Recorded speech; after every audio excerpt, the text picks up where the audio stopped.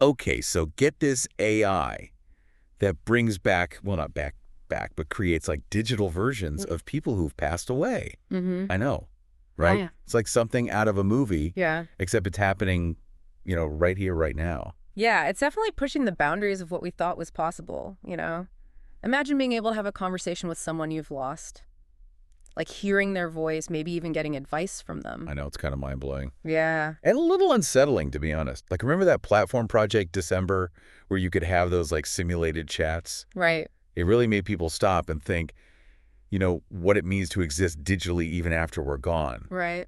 And that's what I kind of wanted to deep dive into with you today, all this stuff with AI and this whole digital afterlife thing. Yeah, and we've got some fascinating material to work with. That article, Grief Bots, Dead Bots, Postmortem Avatars, it really digs into the nitty-gritty of it all. It doesn't hold back, does it? No, it doesn't. Okay, so before we go full on Black Mirror, I have a feeling some of you listening might be thinking, this is wild, but not something I would ever do. It's a common reaction for sure. But here's the thing.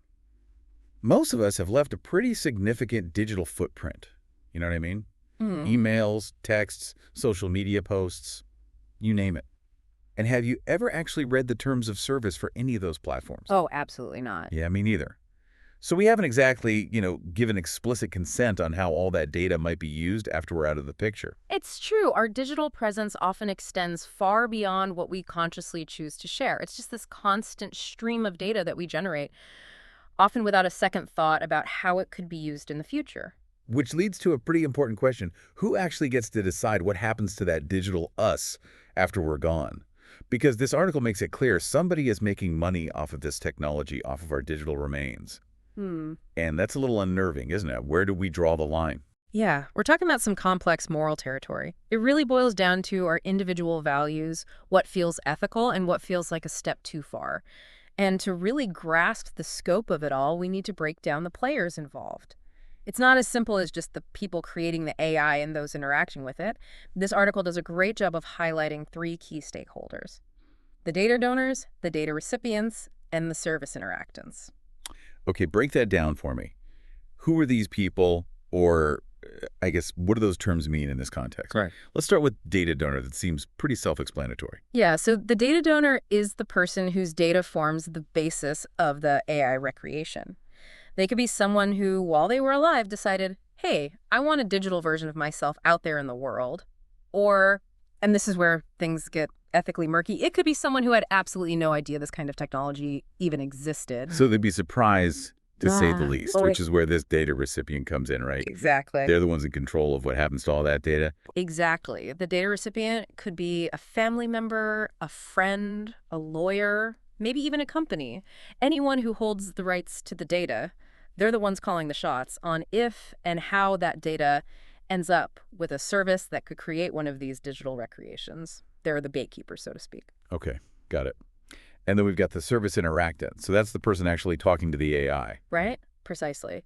And this could be the data recipient, but not necessarily.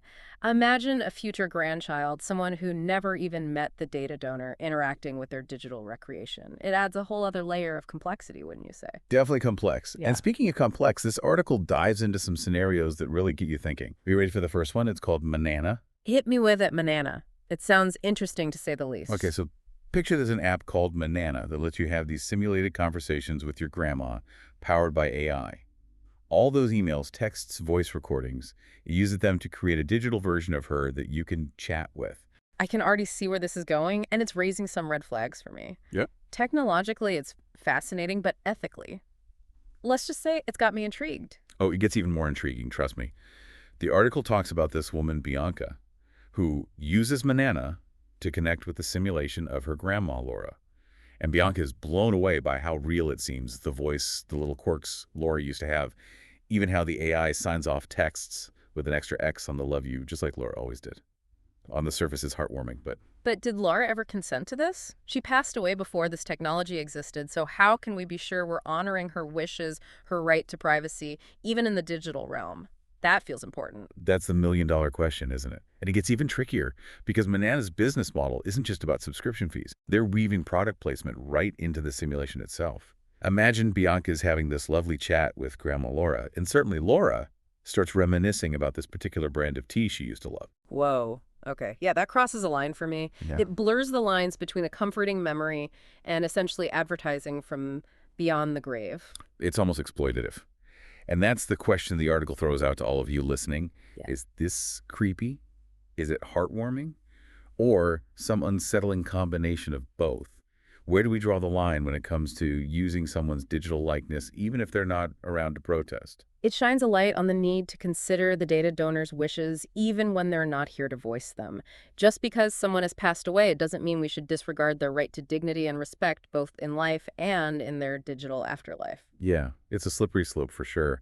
And it makes you wonder where else this could go. What happens when we're not just talking about grandma's tea preferences, but something with, much bigger implications? That's the heart of the matter, isn't it? Like, And it gets even more ethically complex when we start to think about how this technology might impact vulnerable groups, especially children, which actually leads perfectly into the next scenario from the article, Parent. just the name alone is a bit loaded, don't you think? Yeah, a little bit. Parent is an app designed for children who've lost a parent. It's marketed as a way to provide them with digital companionship and support, essentially a virtual mom or dad they can interact with. On the one hand, it tugs at your heartstrings, but on the other hand, it's like, hold on a minute, is that really a good idea? Right. The intention is understandable. Helping children cope with loss is crucial, and technology can be a really powerful tool for providing comfort and resources. But the potential unintended consequences, that's where things get a bit hazy. Especially when you consider how easily kids form bonds with practically anything. I mean, we've all seen it. Kids get attached to their toys, their blankets, even those robot vacuums that roam around the house. Oh, yeah, for sure. Now imagine introducing a lifelike AI of mom or dad into the mix. It's a huge question mark. And we know from the work of researchers like Sherry Turkle that children are incredibly adept at forming attachments to technology, even treating robots and AI as companions. And then you bring in psychologist Jesse Baring's research that suggests that even very young children have this innate sense that the mind can exist separately from the body. So a child's mind might not see too much of a difference between a real physical parent and this AI version that they can interact with, whenever they want, especially if it looks and sounds like their parent. Precisely. And that raises a whole host of ethical questions. How might these kinds of apps influence a child's grieving process, their understanding of death, their ability to form healthy attachments to real people in the real world? I mean, there are just so many. And right now, we just don't have the data to answer those questions definitively. We're kind of in uncharted territory here, and the well-being of children is at stake. Okay, so we've talked about how this technology could impact the data donor, the service interactant, but this last scenario from the article really throws a wrench in things because it tackles the often complicated relationship between those two roles. This one's called Stay, and it centers around a terminally ill man named Henry who decides to create a digital version of himself using this new service called, you guessed it, Stay. His heart's in the right place. He wants his grandkids to have some way to know him after he's gone, and for his kids, for them to have a way to, say goodbye. But here's the kicker. He never actually asked them if they wanted any of this. Classic case of good intentions gone wrong. Exactly. He spends weeks, painstakingly crafting this digital version of himself, filling it with memories, thoughts, even jokes. It's his way of staying connected even after he's gone.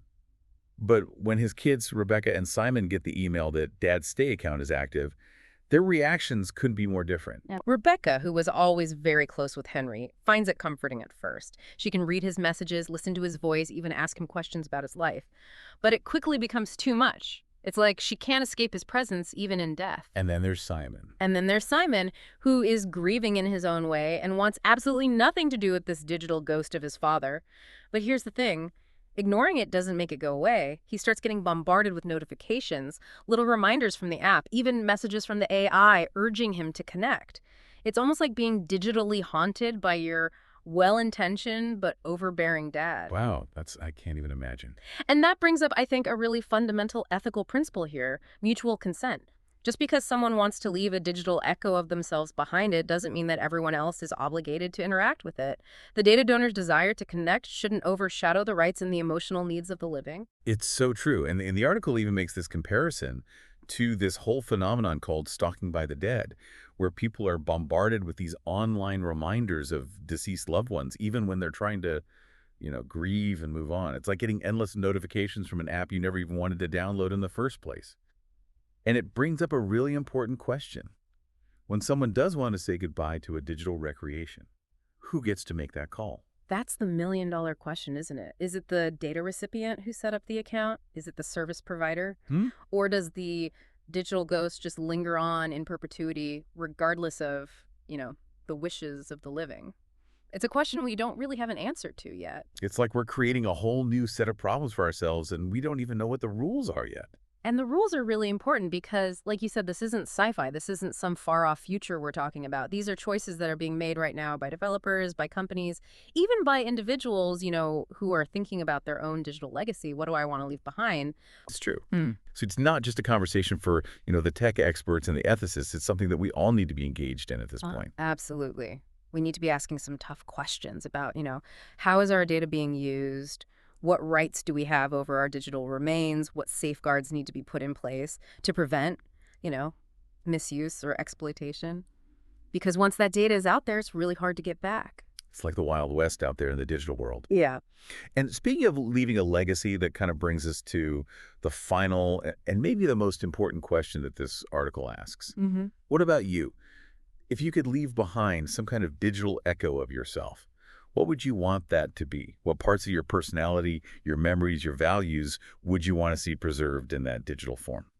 It's such a fascinating question, and I think equally important is what would you not want it to be used for? Where would you draw those ethical lines in the sand? Yeah, where do we draw the line? Because it's not just about, what we leave behind physically in the world now, but also digitally. It's a whole other layer of ourselves that we need to be considering. So I guess as you're going about your day, sending those emails, posting those photos, take a second to think about the digital traces that you're leaving behind. Yeah. What story are they telling? What kind of impact might they have long after you've logged off for good?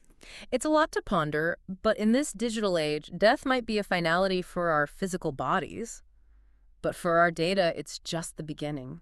And on that note, we'll leave all of you out there to contemplate your digital afterlife. Hmm. Until next time, keep it curious and maybe just a little bit cautious out there in the digital world.